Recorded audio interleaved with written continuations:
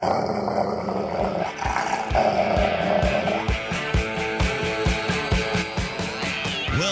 author, investment banker, consumer advocate, analyst, trader. Chris Markowski is the watchdog on Wall Street. You want answers? Exposing the lies and myths that the big brokerage firms, the mainstream press, and the government are pushing to keep Americans away from financial freedom. You can't handle the truth. Bringing America the truth about what really happens in the financial world. Ladies and gentlemen, we're not here to indulge in fantasy, but in political and economic reality. This is the Watchdog on Wall Street. So I got a phone call. From my mother this past week, and I talked about this on the podcast as well. And she listens to my podcast. She listens to the radio show in the morning while she's getting ready to start her day. And she goes, Christopher, let me tell you, if it wasn't morning, I would have needed a drink after listening to your program today. I took a couple steps back. I'm like, I'm sorry, Ma. I don't. What are they? We're here to tell the truth here on the program, but I don't want people to be downtrodden. I don't want people to get upset. I don't want people to get angry. I want people to be able to deal with the terrain. I've said it again and again and again. I'm not Mary Poppins. There's no spoonful of sugar to make the medicine go down with the things that we talk about here on the program. What you can gain from this program, what you can learn from this program, again, is to go against all of the narratives, all the garbage that they're shoving down your throat, but how to go about dealing with what is. I want things to be a certain way. You want things to be a certain way. But sometimes it's just not the case. Charlie Watts, Rolling Stones, great drummer, died this past week. There's the song, you can't always get what you want. You know the actual history behind that song? It said that Mick Jagger was eating at a diner, I think it was in Detroit, Michigan. And he was ticked off because they didn't have what he wanted on the menu, and some homeless guy sitting behind him said, Mick, you can't always get what you want. That's how that song came from. I want things to be a certain way. You want things to be a certain way, but we have to deal with what is.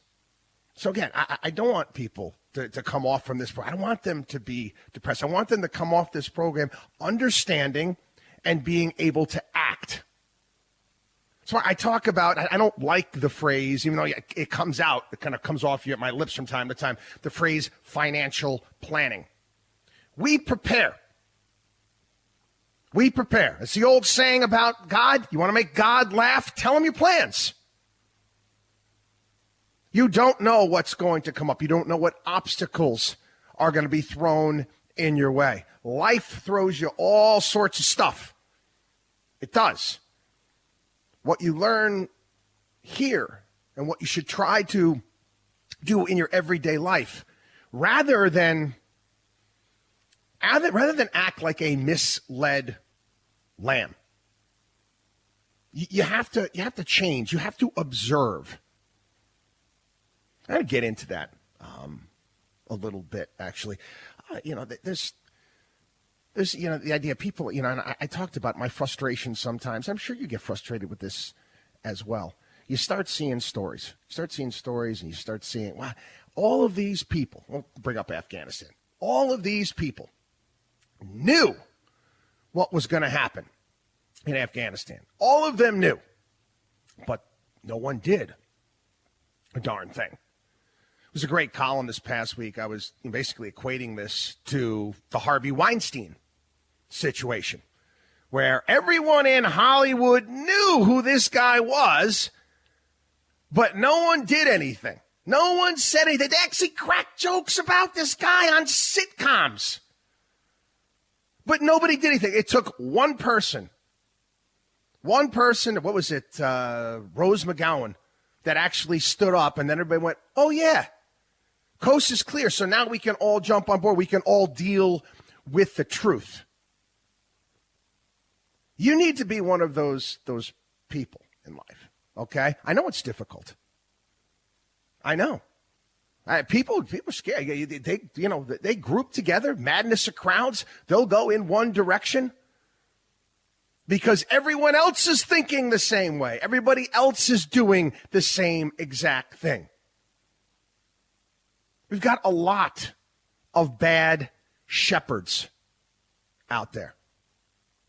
People are looking in the wrong place. They're looking to politicians. They're looking to these people telling them what to think on TV. Pile on, where they're afraid to step away and use their mind, use their head, and understand the world the way it is. Okay, we see this all the time. This is what happens. This is what happens in the financial markets. Okay, people, and I get the question. Okay, how did you guys do this? Why have you been so successful? How have you been able to handle every sell-off, every bear market, recession, no matter what it was? Asian financial crisis, dot-com collapse, Great Recession, all of these situations, there's been a myriad of them. Oh, the flash crash, the European debt crisis, on and on and on. Why? How have we been able to deal with this? It's because I can see what's on CNBC. I can see what's on Bloomberg. I can see what's in the Wall Street Journal. I can see what's in the Financial Times, Fox Business, whatever it may be. And basically, they're just repeating whatever the crowd is saying at that point in time. And again, you got a lot of smart, smooth operators. Great Sade song. A lot of smooth operators out there that know how to use this to their advantage. Certain hedge fund guys out there, they know what they're doing. They know, they got their good PR people, and they can get onto a certain network, and then they say something there, and then another, they're saying it there. Better have him on our network, and he's going to say the exact same thing. Then guess what? Oh, all of the crowds know that this is the case, that this person said this about XYZ or this sector or whatever it may be, and then they all jump in. Mind you, the smart guy, the crafty guy, the smooth operator, he already positioned himself in all this stuff, and when you're buying and he's selling. Again, you need to understand it the way it is. You need to be patient. I've talked about this before. It is very, very important. Very important that, sometimes you might have something in your portfolio that's just sitting there. It might be just paying a dividend, high quality company, whatever it may be, not doing anything for a certain period of time. Stock's not moving. Still getting paid. Stock's not moving. Fundamentals are great. Eventually it will move. It's not a matter of if, it's just a matter of when. There's certain things and rules that you have to abide by and not deviate from in order to be successful. Remember last week I talked about FOMO, fear of missing out? Fear of missing out. It gets all time. Hey, Chris, you see that? This tech stock, whatever. You see what that thing did in a short period of time? No, I didn't. Oh, wow, went from here to here. I looked the company up, fundamental. I would have never touched it. I can't be bothered. I can't be bothered with gambling. It doesn't work. We don't do that here. We don't do that at Markowski Investments. Our personal CFO program is designed to build wealth. Designed to build wealth. And one of the key things, again, you want to be stupid, you have to understand institutional behavior. You have to also understand herd mentality, the way human beings are. Here's another great example of this. I know I brought this up before. talked about the story, The Emperor Has No Clothes, right? Everybody in the crowd watching the emperor go down in the parade, everyone knew that the emperor was naked, right? You got sold this fancy new cloak, right? But nobody would say a darn thing about it until one kid steps up and says, wait, he's got no clothes on. Then all of a sudden, everybody can jump on board. Oh, yeah, the emperor doesn't have any clothes anymore. This is the mentality. This is why people don't do well consistently. This is why you could take a look at people in their 401ks and how god-awful they do with their 401ks when they start trying to pick and choose mutual funds and trading in and out of mutual funds. And, oh, this fund was hot. Oh, my God. The narrative, this fund is hot. Everyone's talking about this. This stock is hot. This sector's hot. Then they jump in. Buying in well after the fact. Again, every study of whether it be Robinhood, whether going back into the day with the discount houses first started up, people are more likely to sell their winners than their losers. Because again, you buy into narratives. You're buying what everybody else wants you to buy. You want to call that, those people smart money? There's a lot of different phrases that have been used over the years.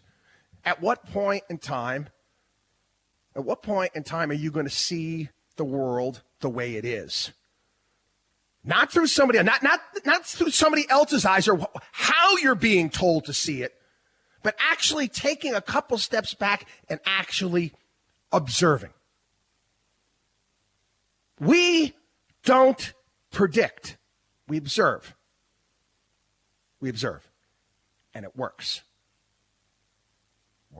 That's one of the things that's made us successful.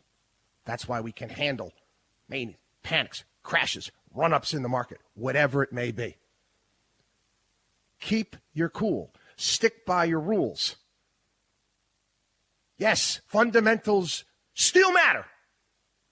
I don't care what but 1990s earnings don't matter anymore. New paradigm. A lot of that same garbage today. No. You stick by the rules.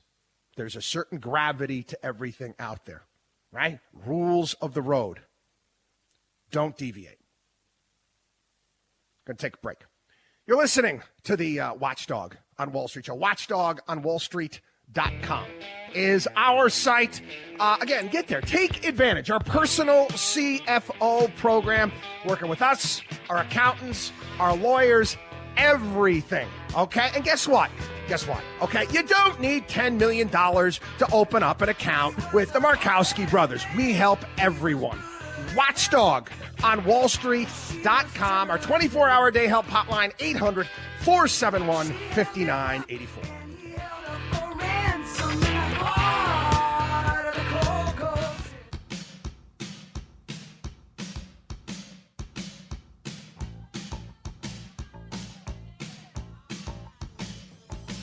The only man who is taking on the Wall Street establishment. You're listening to the Watchdog on Wall Street with Chris Markowski. Welcome back. I feel like I have to reiterate something. I've mentioned this plenty of occasions over the years, 20-plus years on the air, about who we are and what we believe. No, we help everyone out. There's no bouncer. There's no velvet rope outside of Markowski Investments looking at a list to say, do you qualify? We don't do that. Never have done that throughout our careers. We're here to help everyone out. So please take advantage of all the stuff that we have on our site. Don't be frightened by it. It's unfortunate. And I'll get into this a little bit later on in the program, the amount of people that wait too long. They wait too long. They make poor decisions. They get roped into bad investments and bad ideas, and they end up getting really hurt by it. And the reality is losses can set you back quite a bit, especially when you start taking some major losses. I want to talk about this quickly. We had the hurricane or tropical storm Henry come through. And when we moved into our new house, I decided that based upon where I live, it's close to the Long Island Sound, and I've heard the horror stories. I didn't live here during Hurricane Sandy, but I heard the horror stories. And people didn't have power for weeks. And where I happen to live in Centerport, I live in an area where a lot of trees come down. It's hilly, power lines. Last year, people in this area lost power about 10, 15 days out of the year. And I don't want to deal with that. So I said, I'll buy a generator. So I bought a generator. Okay, took forever. Took almost 12 weeks for me to get it. So don't I hire I got an electrician. You need a plumber. Runs on propane. Hook the thing up. And, first I'm told by the plumbers that it's a natural gas. It's a natural gas generator, and I have propane. Now, I understand that, you can just need a converter to do that. They didn't have it. For some reason, they didn't do it. I'm like, oh, boy, now I got to try to get a hold of this part and, get it from Kohler, all this stuff. And they kind of left. Then I have an electrician that, hooked everything up, but didn't hook everything up, yet told me it was okay. So the hurricane's coming, tropical storm's coming. I got all the warnings out there. And trust me, I'm used to this stuff. It wasn't a big storm. I just didn't feel like dealing with the power going out. So I'm scrambling to try to get this thing hooked up last weekend. Scrambling. And I'm not getting any of the right answers. So, I delve into the owner's manual. And it's big, like 4 or 5 booklets that came with this generator. And I look, it was page 14. Page 14, I see, hey, you just flip this knob here and do this and automatically converts from natural gas to propane. Didn't need to do a darn thing. And I'm looking at what the electrician did, and they did it all wrong. Yet, I'm the sucker. I already paid all these people. I already paid all of these people who did things, who said things, and they didn't know. They didn't know what the hell they were talking about. And I ticked off. Ticked off at myself. Ticked off at myself. I'm the one that paid. I should have dealt with it. I should actually look through this stuff. Again, but sometimes you pay people to do things, you expect them to be done the right way. Again, this is what we're going to be dealing with moving forward. And this is what you're dealing with us. We're not here to BS you. Okay? If we don't know, we'll tell you. We don't know. You got a lot of uncertainty coming down the pipeline when it comes to domestic policy, when it comes to taxes. I don't know what the end package is going to be. House Democrats this past week, of course, they're like, oh, the centrists. What people, there are no centrists, okay? There's Nancy Pelosi. And Nancy Pelosi, one of the most fearsome politicians ever. They do not defy if you remember, Democrat member of the House, you do not defy Nancy Pelosi. I swear, she must have Luca Brasi working for her.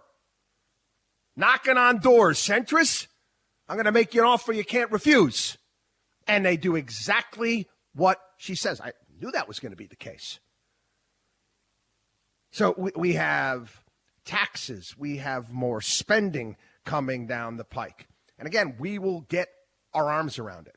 I'm getting a lot of questions. How am I going to handle this? How am I going to do that? I don't know right now because, I don't know what we're going to get. What I do know is that every single obstacle that's ever been thrown in our way, we'll deal with it.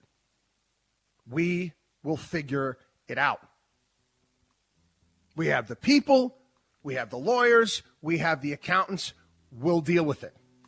Okay, we're going to get into some of this domestic policy stuff moving forward. Because, yeah, from the looks of things, you're going to be paying a hell of a lot more.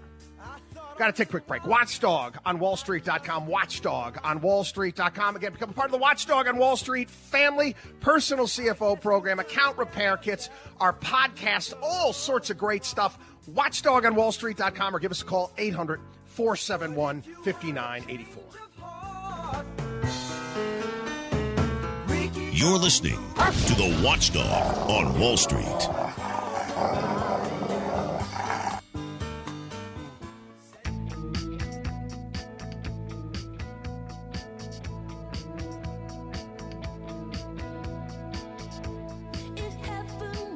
You should believe in math, not magic. You're listening to the Watchdog on Wall Street with Chris Markowski.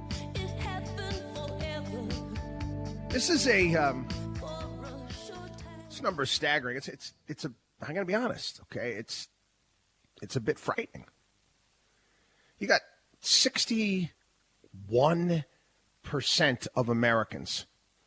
That's over 100 million U.S. households paid no federal income taxes in 2020.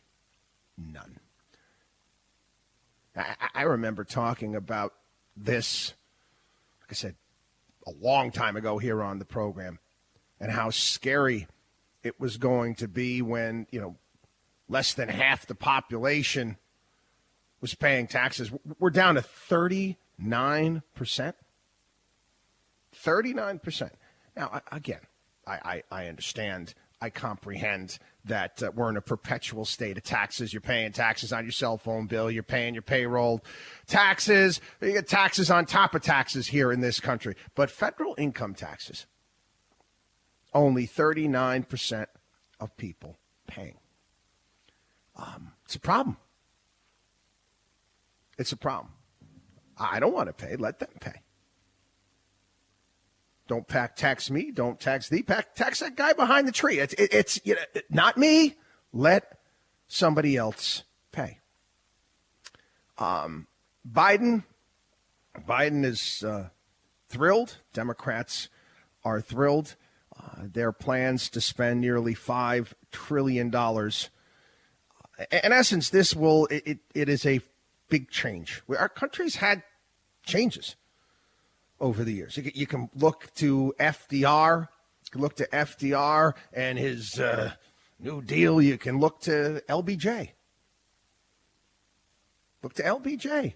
You can take a look at our change in foreign policy after World War II. You can take a look at Obamacare. I'm here to tell you, people, if this is passed, it's not going away. You get a lot of doofuses, talking heads, political hacks on all of these programs out there. I'll be honest with you, they don't know their buttocks from a hole in the ground. They don't. Oh, we're going to win the House. Republicans are going to win the House and win the Senate. And we're going to be able to change all that. Who are you trying to kid? Okay? Once the government starts giving something away, they will never take it back. They have a difficult time as it is trying to reform it, trying to fix it. Ask Ronald Reagan. Hell, ask George W. Bush. Gets reelected in 2004. I got political capital. I'm going to spend it. Yeah, you spent it all right. You spent it in Iraq. Republicans, Mitch McConnell told George, no. We're not reforming Social Security. No, come on now. Donald Trump ran on. I'm touching entitlements. I don't care what the numbers look like. Republicans, hey, repeal and replace Obamacare. How'd that work out? I know. You're going to get the people. I'll get the emails in there. John McCain's fault. What are you trying to kid? Okay? John McCain had no problem getting up and doing it. He reveled in giving the thumbs down. Couldn't stand Donald Trump. But if John McCain wasn't there, it would have been somebody else. Do you understand? It would have been somebody else. They'll talk a big game, but they're not going to take anything away. This is a massive expansion of government. And if you actually take a look, and we're going to get further into it later, I'm going to talk about tax implications and what we know at this time, what it's going to mean. Essentially, we'll be paying higher taxes in this country than most of these European Union countries. Taxes will be higher here in this country than they are in China. If you think that is conducive for business, you're crazy. But again, if you take a look at the polls, more Democratic voters favor socialism than capitalism. Again, I don't like it, but it is what it is. America is looking more and more like Europe all the time. All the time. Yeah, all of the signs have been there. We've been trending in this direction for years and years and years. I used to talk about it, arriving in socialism town. Donald Trump gets elected. We were already in socialism town. Take a look at the size of government that we have. We're already there. The signs have been there. This is the direction the country's been going in. Now, how are we going to go about dealing with it? How do we go about preparing for this? That's going to be the challenge, and that's what we do. It's the same situation. Again, I come on the program, I try to explain and address to everyone in regards to inflation and what it does to your portfolio and how it's a tax and all of these things and how the narrative, what they're telling you is a lie. We deal with it. We deal with it and we move forward. Got to take a break. WatchdogOnWallStreet.com. WatchdogOnWallStreet.com. Can become part of the Watchdog on Wall Street family, personal CFO program, all sorts of great stuff. WatchdogOnWallStreet.com. We get back. I got a lot of ripoffs and scams and stuff that we've got to talk about. Again, people falling victim to stuff. It saddens me, and I'm going to tell my old story about Sisyphus when we get back. WatchdogOnWallStreet.com. We shall return.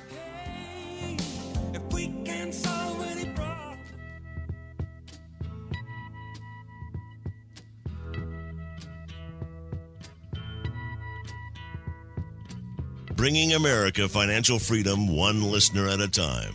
You're listening to the Watchdog on Wall Street with Chris Markowski. Welcome back.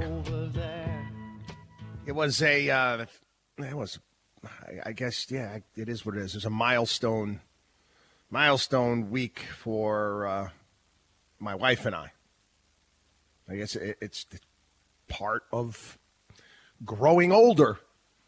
Part of growing older. My eldest son took him off to college this week. And I don't know how many people do this. You start looking at things that you've done. You start looking at certain years, and you start thinking, well, at this point in time, in 2005, my son was only 3 years old, and you go back there, and it was like it was yesterday.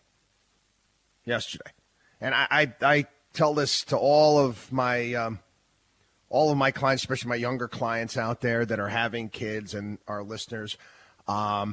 Everyone's going to tell you it goes by fast. Enjoy it. They're lying. Okay? It goes by much faster. It's like a blink of an eye. But anyway, again, yeah, it's milestone week for the Watchdog here. And again, with Greek mom, going to be comforting her quite a bit. And who am I trying to kid? It was bittersweet for me, too. Anyway, I brought that up because I looked up a column that I wrote years ago. And I was thinking about it because I saw a couple stories in the news, people getting ripped off, scammed, whatnot. And I remembered, back in the day that we used to cover. A lot of the program was based around rip-offs and scams, and I would yell and scream a lot. I would. This show was a hell of a lot louder back in the day, because I was frustrated. I would try to explain to people what not to do, whatever it may be, and again, they chose not to listen. It's still the case. But I guess I've grown up over the years, and I've kind of said, you know what, I can do what I can do. I can go out here, I can explain, I can tell people the right way to do things. Either they're going to listen to me or they're not going to listen to me. What am I going to do? And I wrote a story, again, this is back in 2005. 2005, my son, 3 years old at the time, Sisyphus and the Watchdog. Yeah, I like my Greek mythology. When we get back, I'll tell the story of Sisyphus and what I was doing back then. And yeah, we got to get into some of these ripoffs and scams, too. Watchdog on WallStreet.com. Watchdog on WallStreet.com. You know what? Later on the program, too, I'm going to talk a little bit about college education, sending my kids to school, money, all that aspect. We've done it before. Watchdog on WallStreet.com. Don't go anywhere. Chris Markowski is the Watchdog on Wall Street.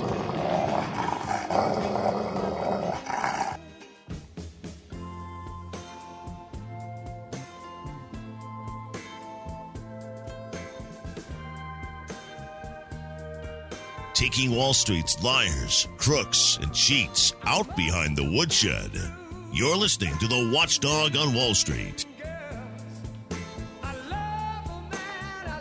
See, it's little stuff. So this song, again, it's that take the kid back to college week, and I'm thinking, yeah, this was in Guardians of the Galaxy, and I remember taking him and his friends to go see that movie, and constant reminder.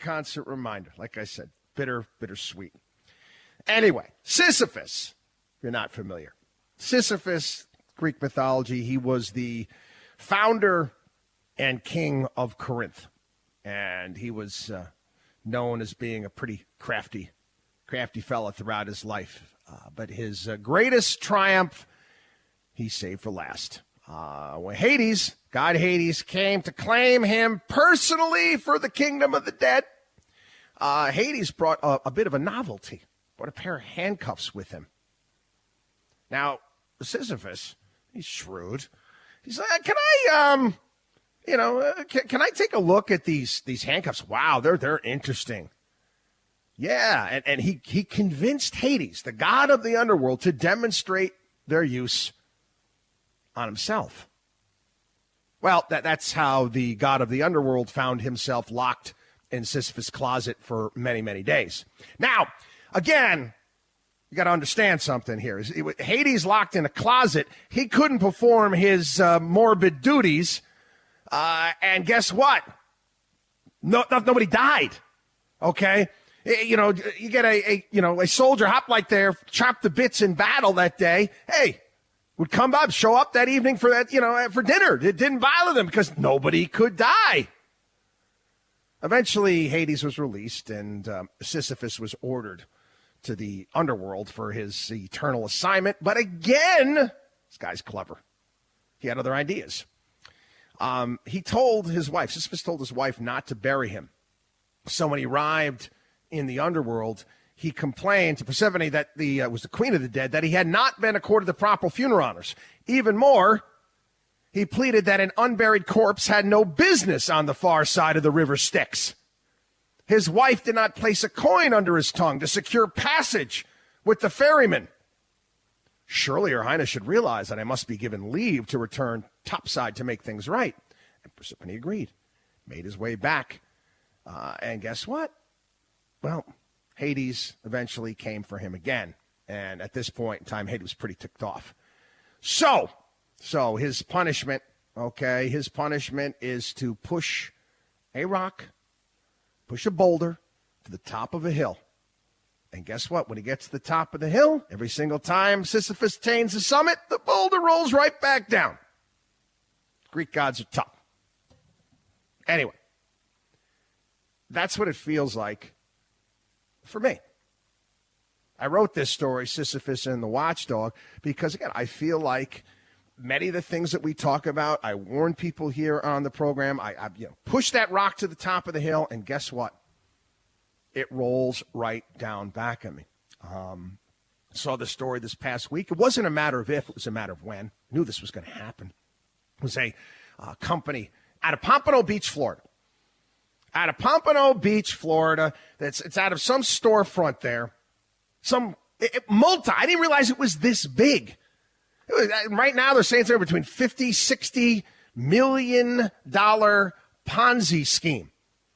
This lady, they run a tax office there. I guess they do check cashing there. But for some reason, they were telling people, and people believed. People believed that they could invest with them. They were giving loans to small businesses.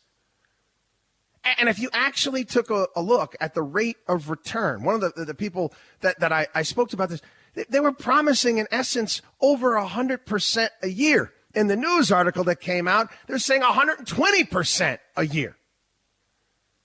Now, what am I going to do with that? If people are going to believe that they can actually see 120% on their money over the course of the year with no risk, how am I supposed to help them? I end up being, I feel like the goldfish in Cat in a Hat there. Don't do that, children. That cat is, I warn people about these things, and they choose not to listen. I've written countless stories.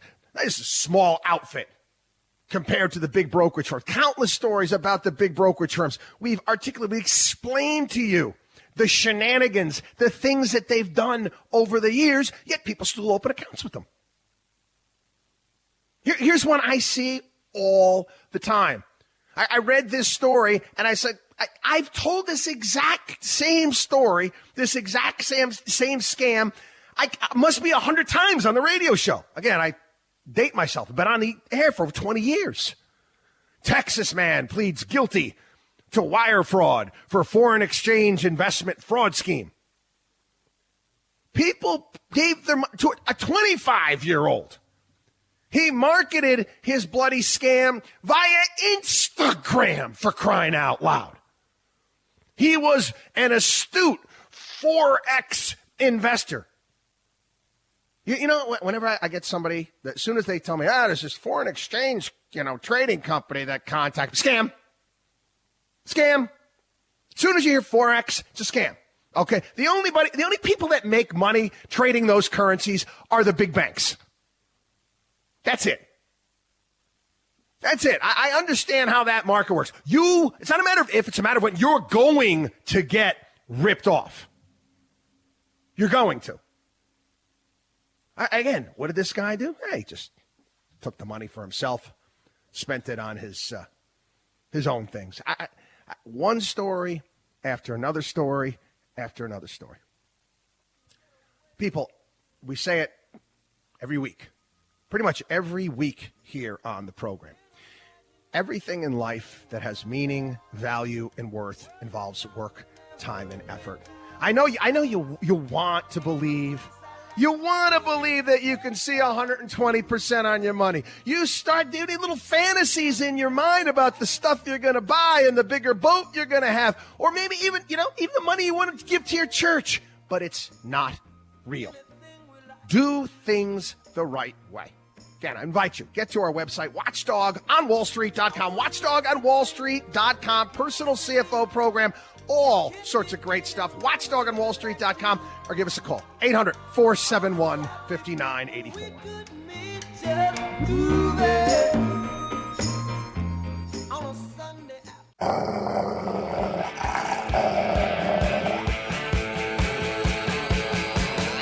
Well-known author, investment banker, consumer advocate, analyst, trader. Chris Markowski is the watchdog on Wall Street. You want answers? Exposing the lies and myths that the big brokerage firms, the mainstream press, and the government are pushing to keep Americans away from financial freedom. You can't handle the truth. Bringing America the truth about what really happens in the financial world. Ladies and gentlemen, we're not here to indulge in fantasy, but in political and economic reality. This is the Watchdog on Wall Street.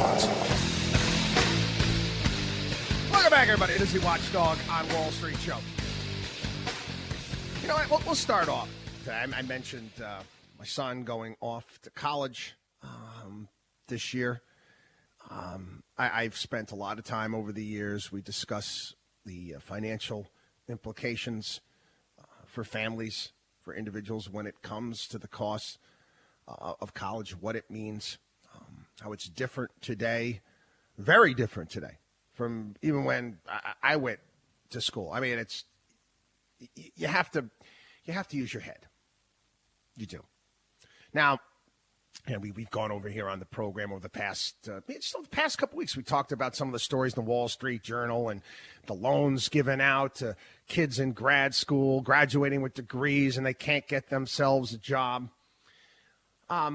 Listen, if you saved money for your kids and you put money away for your children to go to college, and honestly, it doesn't matter to you. You don't mind spending the money. Okay.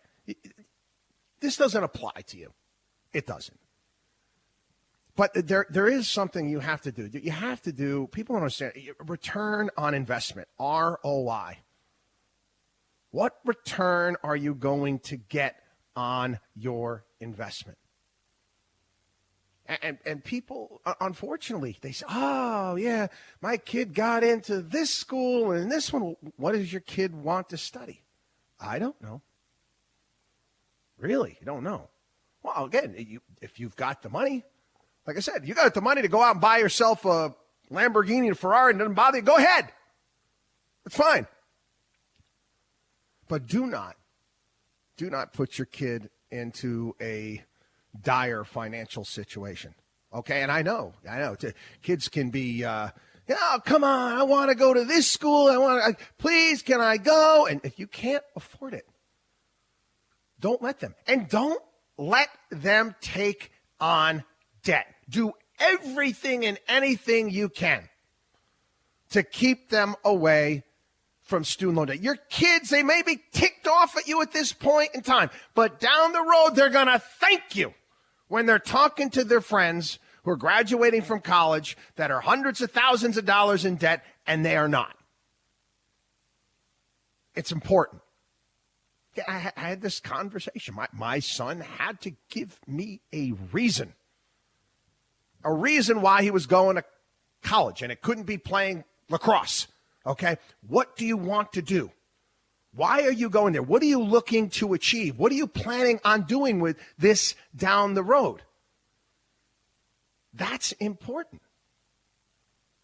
Yeah, the costs are astronomical. This past week, I'm on a Zoom call. My daughter, she's next in line. My daughter, and it was one of these recruiting seminars that her club team was putting together, and the one who runs, the lady who runs her program, also happens to be a head coach at a Division I school, and she was explaining to the parents. I said, you got to take various different things into consideration, and she's explaining. I said, you know how much this school costs? Here she mentioned Northwestern. $85,000 a year. Can you afford that? What is in you? You got to consider all of these things.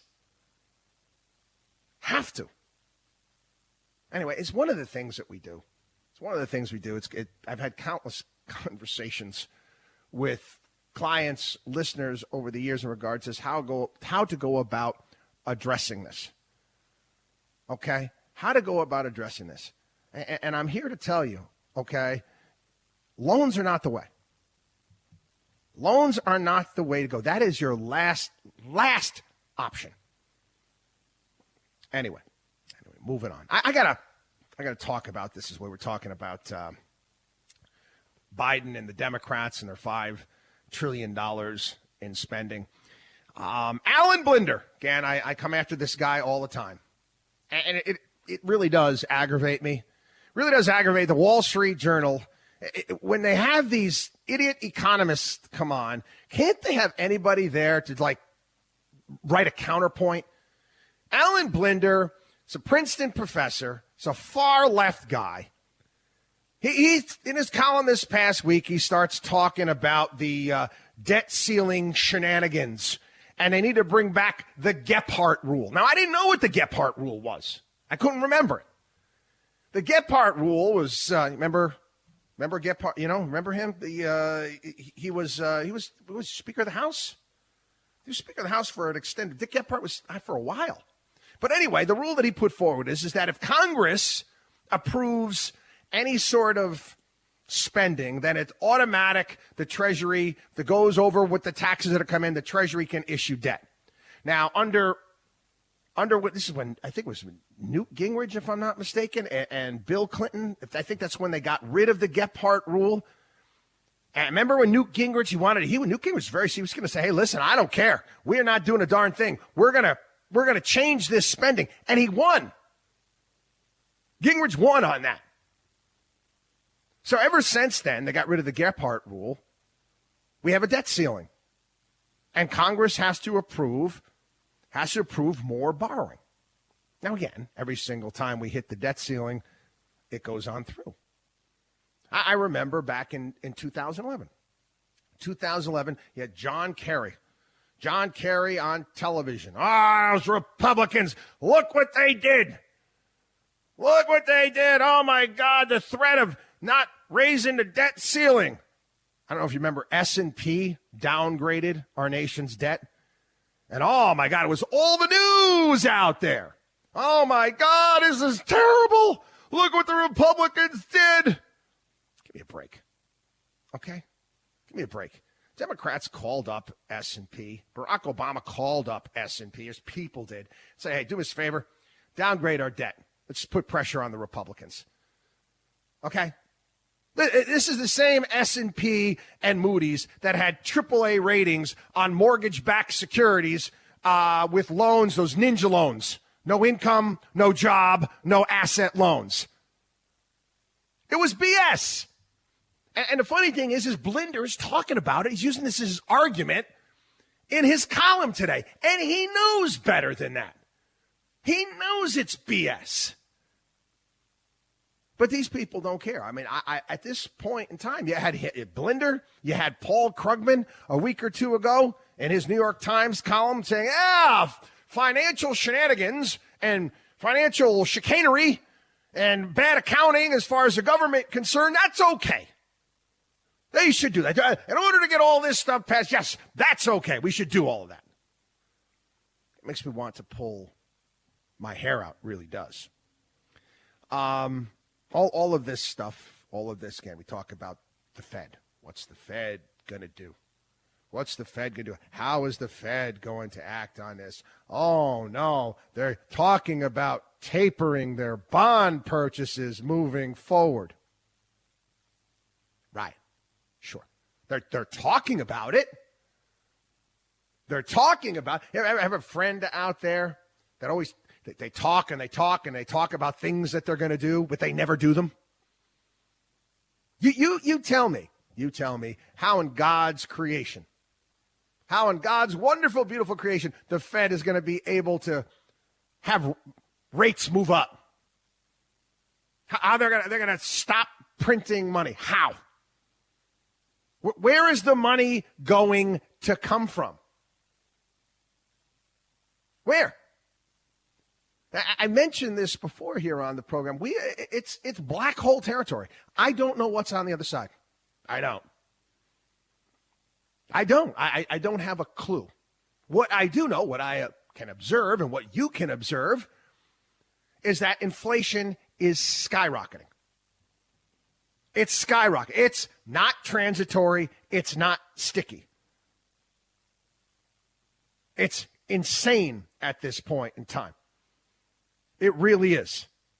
You can actually take a look. David Stockman put some numbers together in regards to spreads on yields. So if you're familiar, junk bonds, which are riskier companies, historically, the spread over inflation on risky companies has ranged between 5 to 10% or more. And more. Why? Well, because, again, it's riskier. There's defaults that are there. If we go back to right before the dot-com crash, spring of 2000, 12.5. 12.5 was the yield on junk bonds. It's an 875 basis point spread over the CPI at the time, which was 3.7. As we've gone along, go to the Great Recession, the spread was lower, 478 basis points. Do you understand that it got down to 290 basis points during peak COVID? Again, this does not jibe with reality, okay? It doesn't. The Fed has to keep printing money. They have to keep the rates down. If we were to go back, and I think I mentioned this last week on the show, if I'm not mistaken, if we were just to go back to somewhat normalized rates, let's say 5% on the 10-year, the interest on our debt now, a year, would be $1.4 trillion. Now, again, this has made our lives a lot more difficult. Again, when Greenspan was in charge, I used to rip into Greenspan with his artificial low rates right on through. This is ridiculous. Because I know, I can observe, I can see what inflation really is.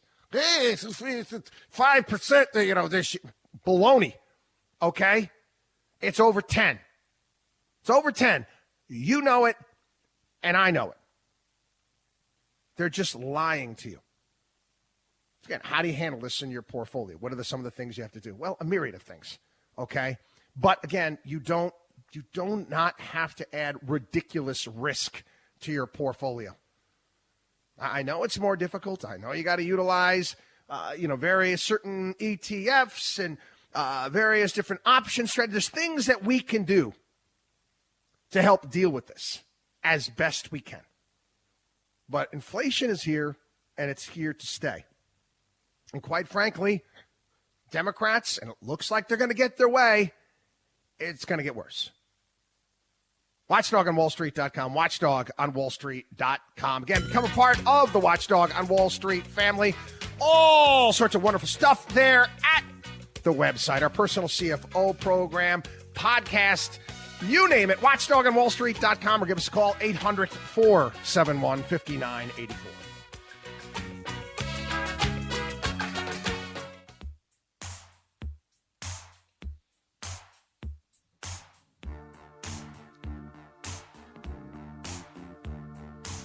This is the Watchdog on Wall Street.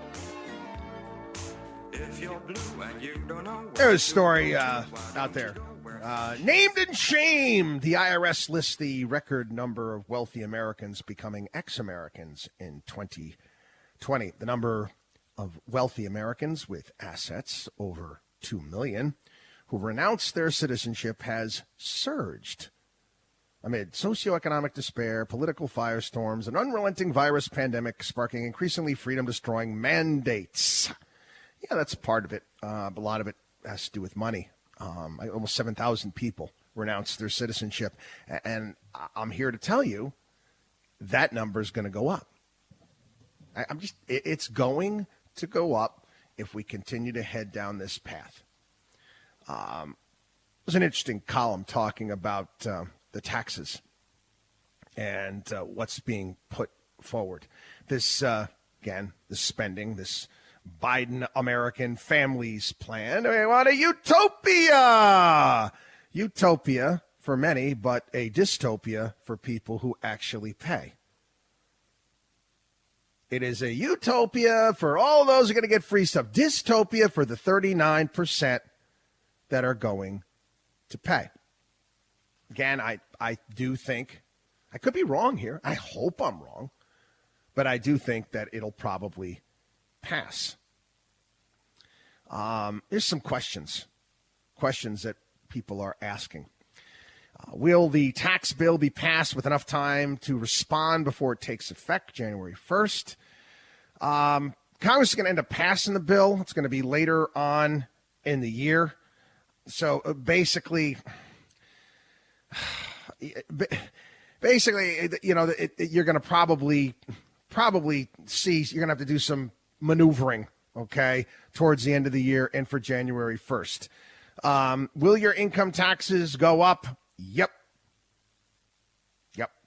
Starting in 2022, the top marginal rate would rise from 37% to 39.6%. The biggest tax increase will come from lowering the income level at which the top bracket applies. It's at $509,300 for married couples filing jointly, down from $628,300. Again, this is Biden reneging on his promise not to raise taxes on anyone earning less than $400,000. If you're married and make $109,000, you could still land in the highest tax bracket if your spouse earns $399,000. Will the deduction for state and local taxes be restored? Probably. Yeah.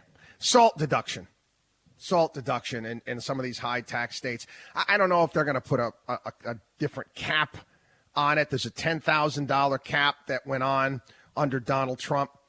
But I think that many senators in blue states are going to say, hey, we want this back. You got to put this back in. Essentially what the salt deduction does is it forces people who live in low tax states to subsidize people who live in high tax states. Now, I happen to live right now in a high tax state. I came on the program and I was saying this what Trump did was right. In fact, that the whole thing should go away.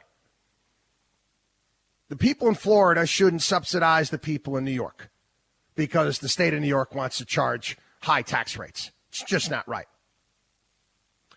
Itemized deductions. Looks like they're going to be capped.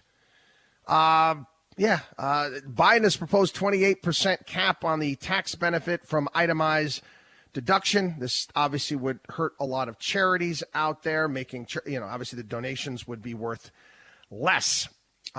This is one that makes me very nervous. The president has also proposed eliminating the deduction for 401k contributions and replacing it with a tax credit.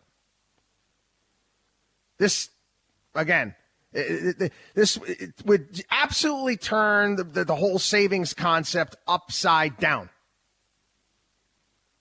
To avoid this income redistribution scheme, earners in the 20% brackets and above would have to avoid contributing to a traditional 401k, while earners below the 20% brackets will have to avoid the Roth 401k to grab the credit instead. In essence, your contribution could end up being taxed twice at the state level, once when deposited and again when withdrawn. Now, we've been doing this, and we've been utilizing these plans for decades. Decades. Now, Biden and these jerks in Congress want to change the rules. And they want to confiscate more of your savings. Keep moving those goalposts, right? Again, we already deal with ERISA, and the retirement rules are ridiculous. I said it myself. I said, why do we need to have 401ks? Why do we have just give people an amount of money that they can put away and grow tax-free. Don't have to have all this. But again, big brokerage firms and all the people that service these plans, they got to take their vig when it comes to it. But this is just contempt for people that are trying to do the right thing, trying to put money away, trying to save. It is such a useful vehicle for people who take advantage of it. Hey, you start off. Let's just say you start off at a job, and you don't leave that job. You start when you're 21 years old, and you contribute on a regular basis. Employer kicks in, and you're smart. You invest in a conservative manner over 20, 30, 40 years. You're going to do well. They want to take that away? Anyway, Watchdog on WallStreet.com, Watchdog on WallStreet.com. Don't go anywhere. We'll be back.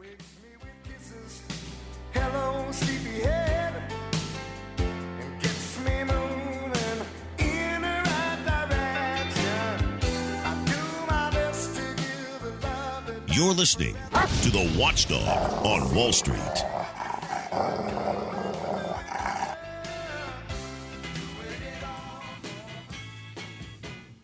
There she was, just walking down the street singing. The only man who is taking on the Wall Street establishment. You're listening to The Watchdog on Wall Street with Chris Markowski. Welcome back, everybody. And listen, make no bones about it. Capital gains taxes, where they want to put them at over 40%, completely changes the dynamic when it comes to investing. I know I've explained this before. Is risk and reward. How much money do I want to put at risk to achieve what? So when you're looking at investing, or you're putting money away, and you see that almost half of whatever you make is going to be taken away by the government, it changes the entire equation. Changes the entire equation. This is where how nefarious these jerks in Washington, D.C. are. These people that don't build or create anything. They just take. They just steal. They're saying that their calculation, Nancy Pelosi, Elizabeth Warren, Bernie Sanders, Joe Biden, that entire crowd, their calculation, I'm sure there's Republicans that could care less, think the same way too. I don't trust them either. They're saying, hey, we can raise these capital gains taxes. Where are people going to go? Look at it. Look at how hot inflation is running. They don't have a choice. They don't have a choice. Heck, if we wanted to, we can make interest rates go negative and just force them to spend it. And we can just keep people on their hamster wheels the rest of their lives. It's sad but true. You're going to have countries all over the globe, countries are smart, lower their capital gains rates, and they're going to find ways to attract people and attract money, and money is going to go to those places. It is what it is. During the Obama administration, if you do recall, wrote columns about this, talked about this.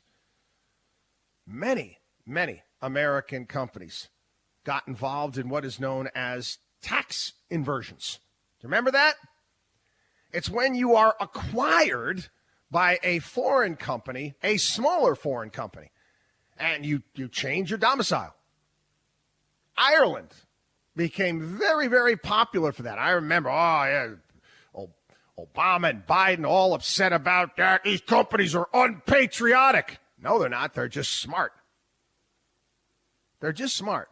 There's only so much that people are going to take. There's only so much that companies will take. They will go somewhere else.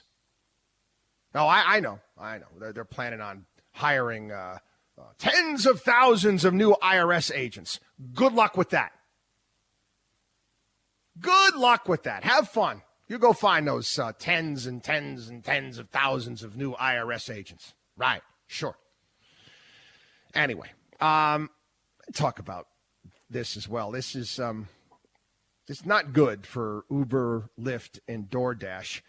A California state judge ruled that the November ballot measure, which essentially allowed those companies to classify independent their workers as independent contractors. The judge says that it's that proposition is unenforceable and unconstitutional. Again, I don't know how these companies are going to go about actually doing and conducting business in California if that's the case. I don't see how it's possible. Again, you take a look at Uber, you can take a look at their stock price, you take a look at Lyft, and it's kind of a teachable moment as far as I'm concerned. People were sold on the idea. Now, granted, a lot of the initial investors, the people that got in over 10 years ago, that kept the company afloat along the way, Eventually, the company goes public. They can get out of their stock at that point in time. A lot of people made a hell of a lot of money on Uber. It's probably not you. Probably not you. Probably you bought in after the IPO. No. You're not doing too well. And I was reminded of this, back in the 1990s, this past week, when, again, I was the whipping boy. I'm going on television shows and radio shows and, telling everybody, these companies, they don't have much in regards to prospects here. I used to be able to take a look at a company and see that the cash that they had on hand, and it would have a burn rate, and you could almost calculate when the company was going to go under. Now, again, the big brokerage firms found a way around that by keeping companies private and private deals and laddering the stock up over a period of time, then taking it public. But let's make no bones about it. Uber has never made any money. It's never made any money. Uber is not a tech company. It's not a tech company. Okay, Markowski, I have a website. I have a podcast. Okay, I've got email. That doesn't make Markowski Investments a tech company. It's a taxi company that has an app. That's all it is. It is a taxi company that has an app. I know you're going to have, again, the talking heads, the bad shepherds, and the big brokerage firms and the bad shepherds on all these business networks out there. They're going to tell you earnings don't matter. They told you back during the 1990s too. Earnings don't matter. Earnings don't matter. Yeah, earnings don't matter until they do. Watchdog on WallStreet.com. Watchdog on WallStreet.com. Again, become part of the Watchdog on Wall Street family. All sorts of great stuff there at the site. Our personal CFO program. As usual, take advantage. Watchdog on WallStreet.com or give us a call. 800-471-5984. We'll be back.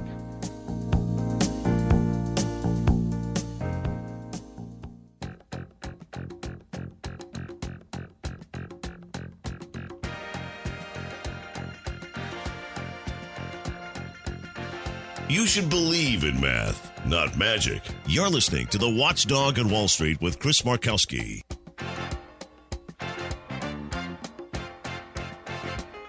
Welcome back.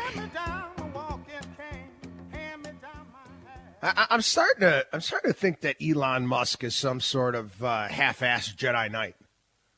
You remember original Star Wars? And I'm not a big Star Wars guy, even though I do like that new series, that Mandalorian series.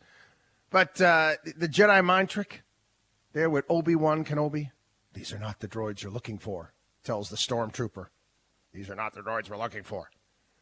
And he was explaining to Luke that this Jedi mind trick, it can work on the feeble-minded. I'm starting to think that Elon Musk has Jedi powers and it can work on the feeble-minded out there.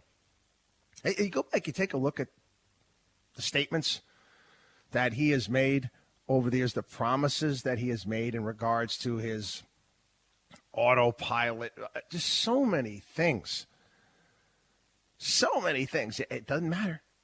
Doesn't matter. People believe it. I saw this one this past week. I thought it'd be fun to talk about. Musk he wants coming out with the Tesla bot. Yes. World built by humans for humans. This Tesla bot is supposed to be friendly. Yep, it will eliminate dangerous, repetitive, boring tasks. This is what, again, his Tesla bot. Height 5'8". It has a carry capacity of 45 pounds, a weight of 125 pounds. It can deadlift 150 pounds. Its speed is 5 miles an hour, and its arm extend lift 10 pounds. So he's trying to, you look at the thing and it's pretty damn creepy looking. It is. I mean, it's not Terminator creepy looking, but it's pretty creepy looking. He's saying that he's purposely making it only this strong so people are not afraid of it. Again, when Skynet goes live, we'll see what happens. Yeah. He's this robot, this Tesla bot there. He's putting it forward. Guys, he can't even get his solar panels to work. He's got his cars, got his electric cars, got all that good stuff. he can't even get his solar panels to work. He's going to be making a robot. I got to give him credit. He just comes up with these ideas here and gets everybody all excited about this stuff. But yeah, again, I'm the goldfish in the bowl. Cat in the hat goldfish. I'm like, let's see if that will actually work. Again, earnings do matter. And no, I don't want some creepy robot running around my house. As much as I want an Alexa in my house that can spy on me. Rather stick a hot poker in my eye. Watchdog on WallStreet.com. Watchdog on WallStreet.com. Don't go anywhere. We'll be back. I can beat the odds for now. I've been standing by the fire. I just can't feel the heat. Chris Markowski is the Watchdog on Wall Street.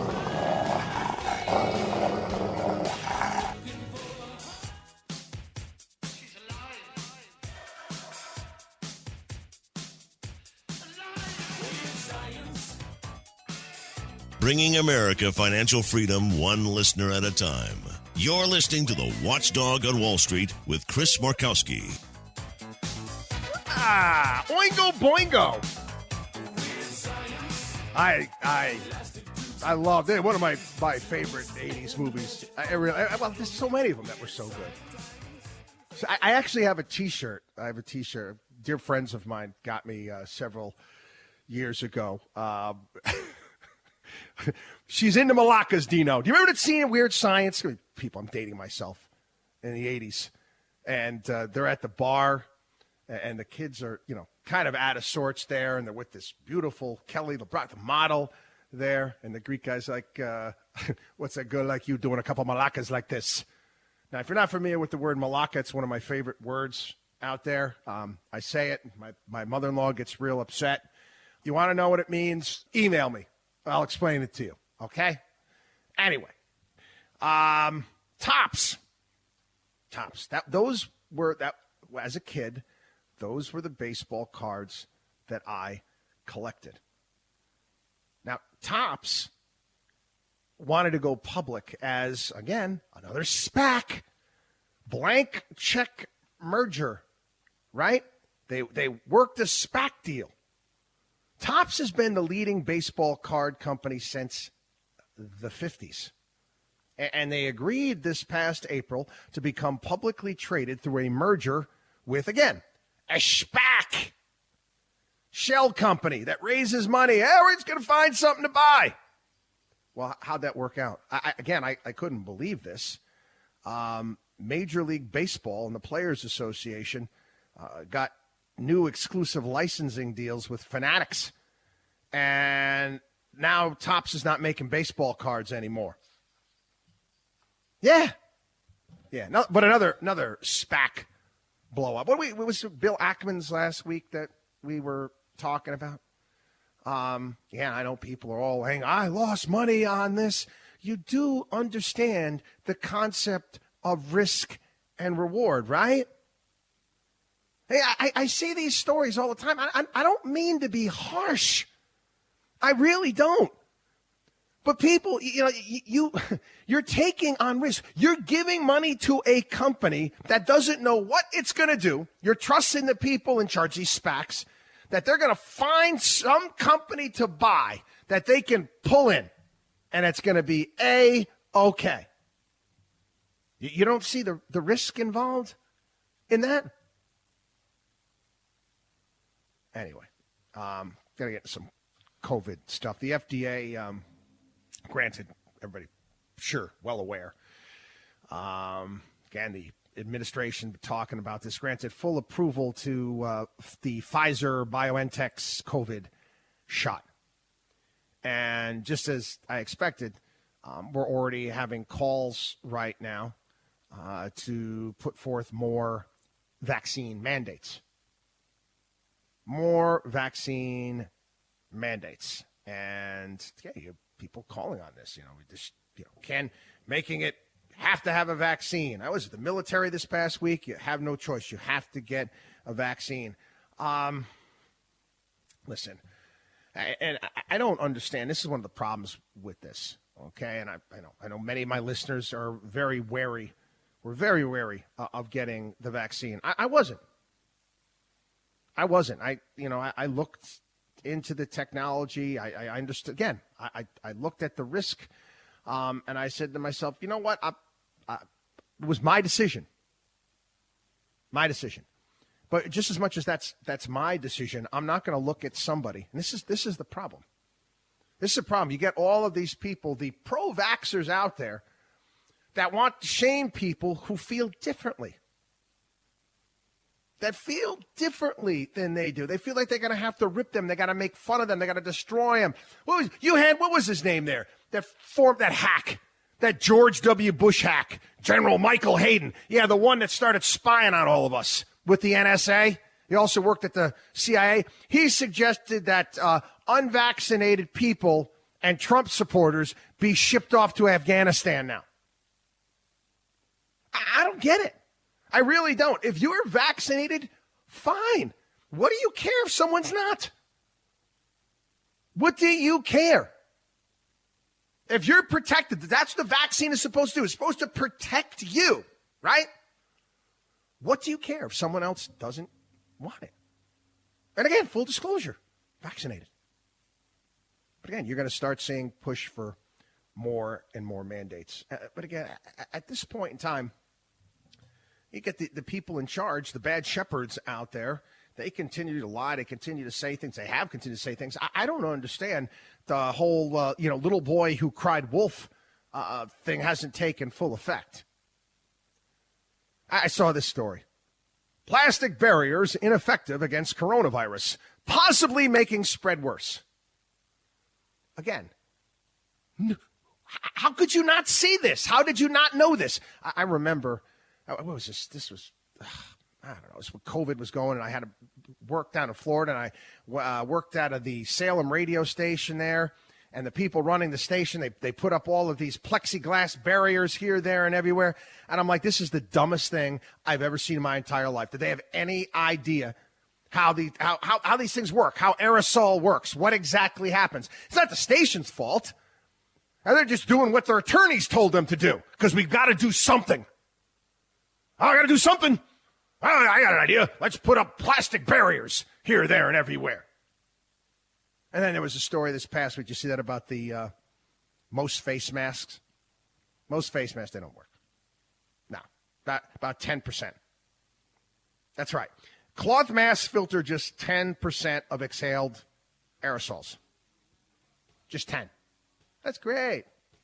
That's great. Again, we had our new governor here in New York mandating that kids wear these masks, and, they'll be wearing them off their nose and all that good stuff.